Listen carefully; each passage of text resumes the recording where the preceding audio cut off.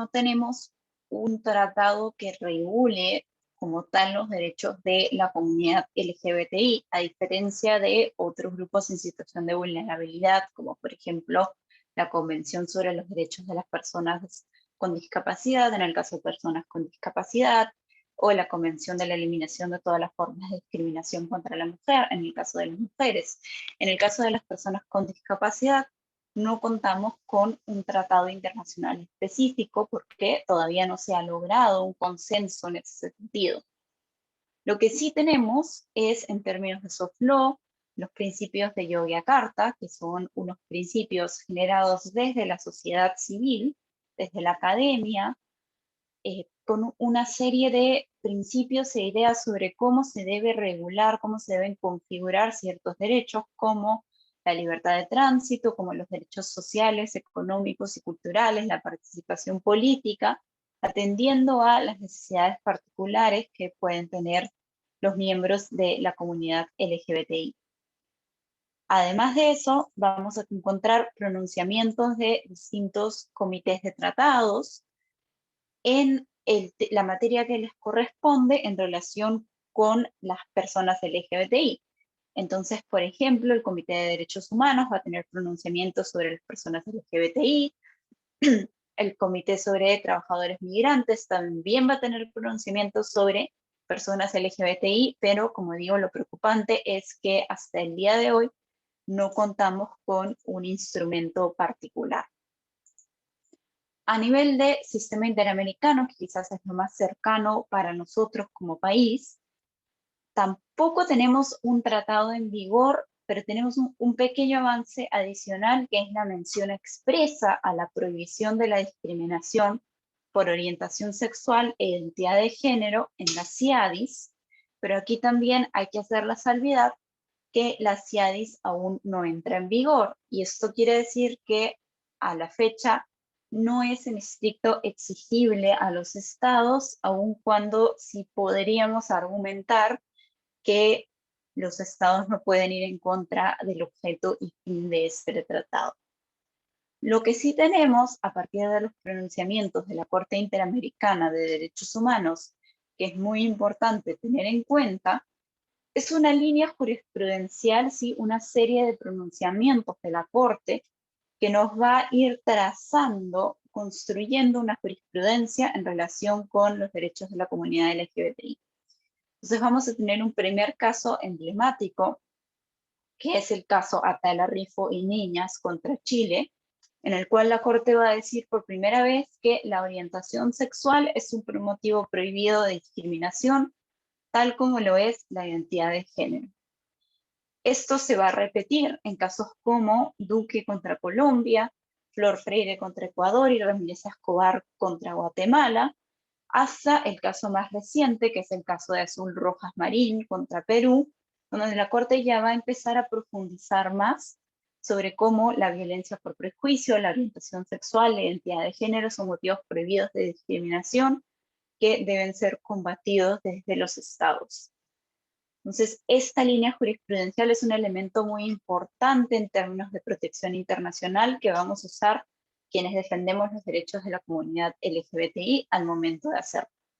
Y un último elemento importante a tener en cuenta es esta opinión consultiva muy sonada en los últimos años, que es la opinión consultiva OC 24, sobre el reconocimiento de la identidad de género. En esta opinión consultiva, la Corte Interamericana señala que los estados parte deben reconocer la identidad de género de personas trans y no binarias en sus documentos de identidad. Y no solo ello, además señala que esto se debe hacer a través de procedimientos materialmente administrativos, es decir, procedimientos sencillos y rápidos, y procedimientos que no medicalicen, que no victimicen a la persona trans, que no les pongan requisitos excesivos ni estigmatizantes, sino que realmente confíen en el dicho y en la autoidentificación de la persona. Entonces el marco general es ese, ¿no? No tenemos un tratado, pero tenemos jurisprudencia y tenemos una serie de elementos que nos permiten construir una argumentación de protección, y creo que Tenemos además claro que a partir del principio general de no discriminación del derecho internacional, es claro que hay suficientes elementos para defender los derechos de las personas LGBT.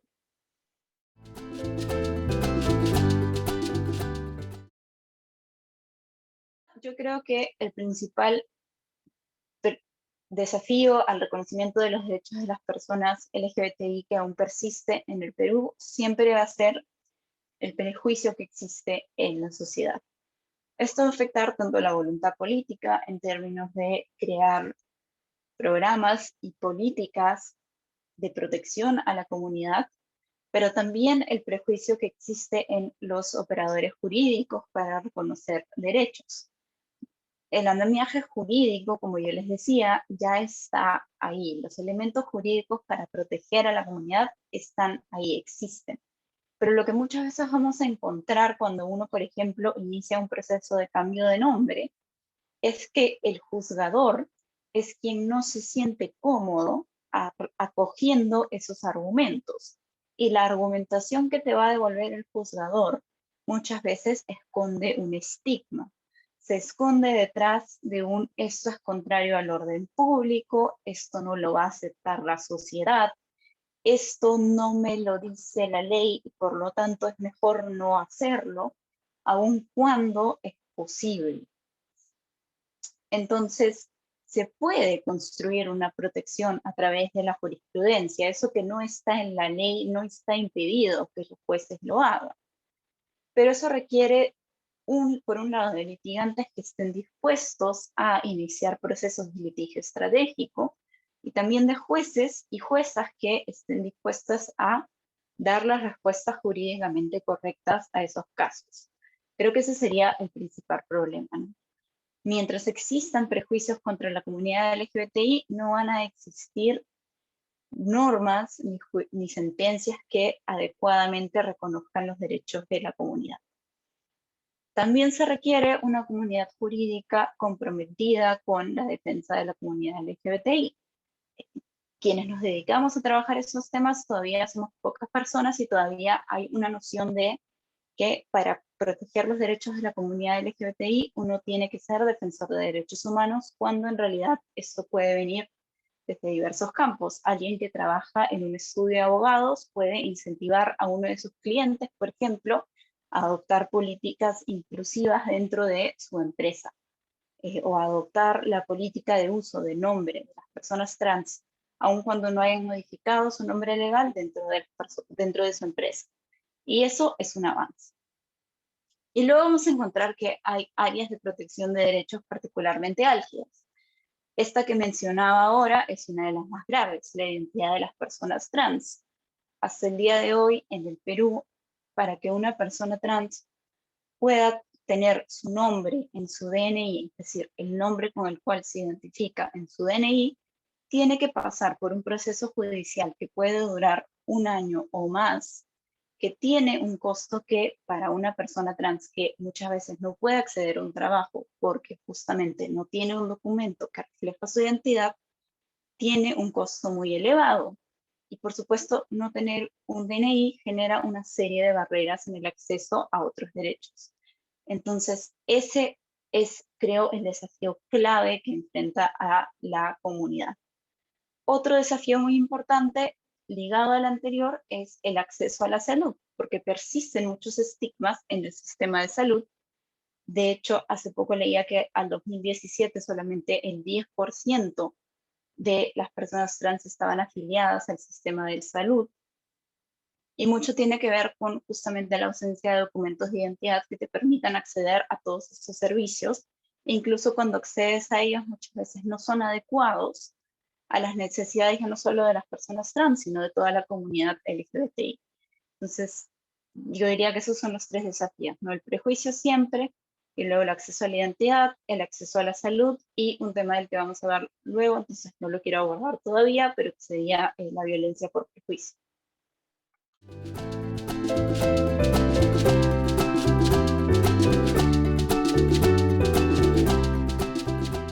Creo que sin duda la situación de la comunidad LGBTI ha sido agraviada por la pandemia.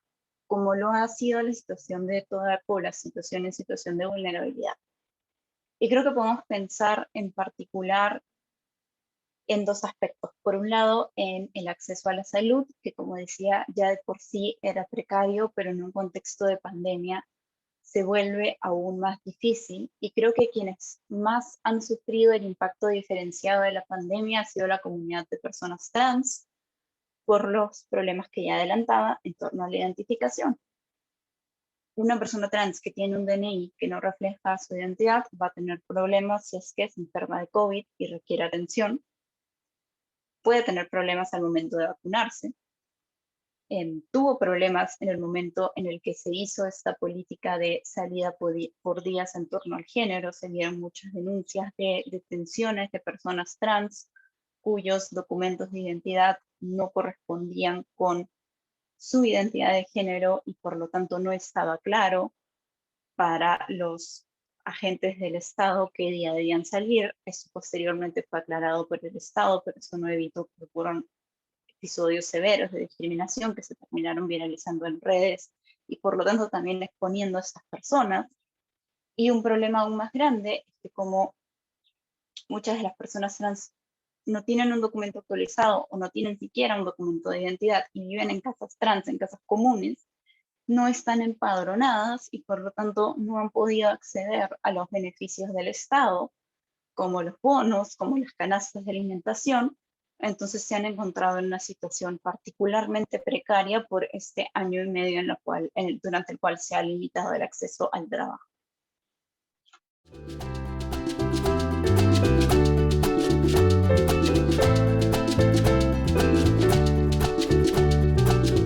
Azul Roja Marín es un caso sin duda muy importante. Para ponerlo un poco en contexto, Azul Rojas es una mujer que al momento en el que ocurren los hechos del caso se identificaba como hombre gay. Esto lo digo porque ella misma lo dice en el caso y en la sentencia, del contrario no haríamos esa precisión. En ese momento ella es recogida por la policía por caminar en la calle de noche, es detenida, agredida, torturada y violada sexualmente por agentes estatales, precisamente por su orientación sexual. Luego de denunciar estos hechos, Azul Rojas es sometida a una investigación que es estigmatizante y que de 2018 a 2020, cuando se emite esta sentencia, no se había resuelto porque había estado plagada justamente de una serie de prejuicios en torno a la orientación sexual y posteriormente la identidad de género de esta persona. La Corte Interamericana, cuando analiza el caso, encuentra una serie de vulneraciones de derechos, en concreto a los derechos a la igualdad y no discriminación, a la libertad personal, a la integridad personal y a la vida privada de Azul Rojas, así como a las garantías judiciales y a la protección judicial, justamente porque este proceso se había llevado a cabo viéndose de prejuicios y no de hechos. Cuando la Corte encuentra estas vulneraciones, lo que determina es una serie de reparaciones que tiene que dar el Estado. Y entonces la Corte va a determinar reparaciones a favor de Azul de manera individual, como continuar la investigación, como brindar tratamiento médico, psiquiátrico y psicológico, indemnizarla a ella y a su familia también, que es afectada por todo lo que sucede, pero además va a ordenar recomendaciones estructurales, justamente reconociendo la situación generalizada de violencia que hay en nuestro país. Entonces la Corte va a ordenar que el Estado peruano adopte un protocolo de investigación y administración de justicia durante los procesos penales para casos de personas LGBTI víctimas de violencia. Va a ordenar que se cree e implemente un plan de capacitación sobre violencia contra personas LGBTI para operadores públicos, que se diseñe un sistema de recopilación y producción de estadísticas, porque eso es algo que hasta la fecha no tenemos, y que en los planes de seguridad ciudadanas municipales y regionales se elimine un indicador que era o es el indicador de erradicación de homosexuales y travestis, que era lo que llevaba a que serenazgos y policías detengan a personas homosexuales o personas trans en la calle para cumplir con este indicador de seguridad. Ahora, esta sentencia sale a inicios del año 2020, lo que genera dos problemas, ¿no? Por un lado, las sentencias de la Corte Interamericana en términos de reparaciones tienen un cumplimiento de muy largo aliento. No son sentencias, no son reparaciones que se cumplan al año siguiente, sobre todo estas que son estructurales. No lo justifico, pero de por sí tienden a demorarse varios años en implementarse. Y en segundo lugar, esta sentencia sale justo al inicio o justo antes de el inicio de la pandemia, entonces en realidad las medidas a la fecha no se han implementado. De lo que se sabe, todavía se está haciendo un proceso de recojo de información al interior del Estado para poder hacer estos manuales y procesos de capacitación.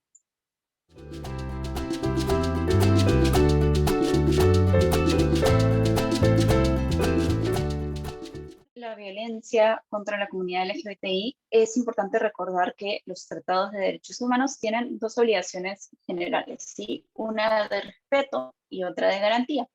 Y esta segunda de garantía supone que los estados como el Perú tienen que adoptar medidas para prevenir violaciones de derechos humanos, como justamente los actos de violencia. Entonces, hay que hacer una serie de actos, programas, políticas, leyes, acciones para evitar que esto ocurra, no solo reaccionar a cuando ocurra. Y esto es muy complejo, porque no se puede responder rápidamente ni se pueden cambiar las cosas de la noche a la mañana, pero creo que algunas ideas a tener en cuenta serían que se requiere un abordaje integral y diferenciado, es decir, no podemos dar la misma respuesta a la violencia por razón de etnicidad que a la violencia por razón de género, que a la violencia contra la comunidad LGBTI. Segundo, que hace falta recolectar información. Algo que creo que es importante destacar es que la única información estatal que tenemos sobre la comunidad LGBTI es la encuesta virtual para personas LGBTI de 2017, que solamente alcanzó a 12.000 personas con acceso a Internet, es decir, no es muy representativa, pero aún así demostró que de esas personas el 62.7% había sido víctima de violencia. También es importante mantener esas normas que criminalizan la violencia, pero que también erradicar aquellas que criminalizan el trabajo sexual. Y como se ve en las reparaciones del caso de Azul Marín Rojas, es importante capacitar a los funcionarios públicos, especialmente aquellos ligados al sistema de seguridad y al Poder Judicial, para que den un trato adecuado a las víctimas de violencia LGBTI. ¿Por qué? Porque de lo contrario las personas tienen un desincentivo para denunciar porque reciben maltrato, ¿sí? Y esto revictimiza a la persona. De hecho, en la primera encuesta virtual, de las personas que denuncian casos de violencia, que solo son el 4.4% de las personas que sufren violencia, el 27.5% señaló haber sido atendido mal y el 24.4% señaló haber sido atendido muy mal.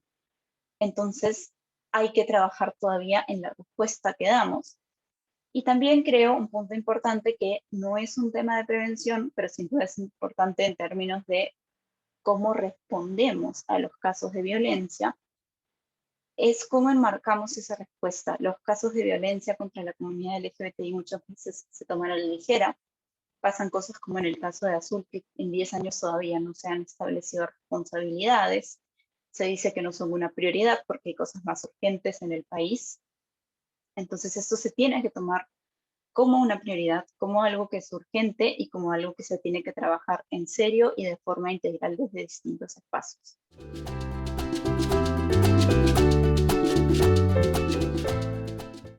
Este ha sido un panorama muy breve de algunos de los avances y retos que hay en torno a la protección de los derechos de la comunidad LGBTI. Sin duda hay avances muy importantes, pero todavía hay un camino muy largo por trazar.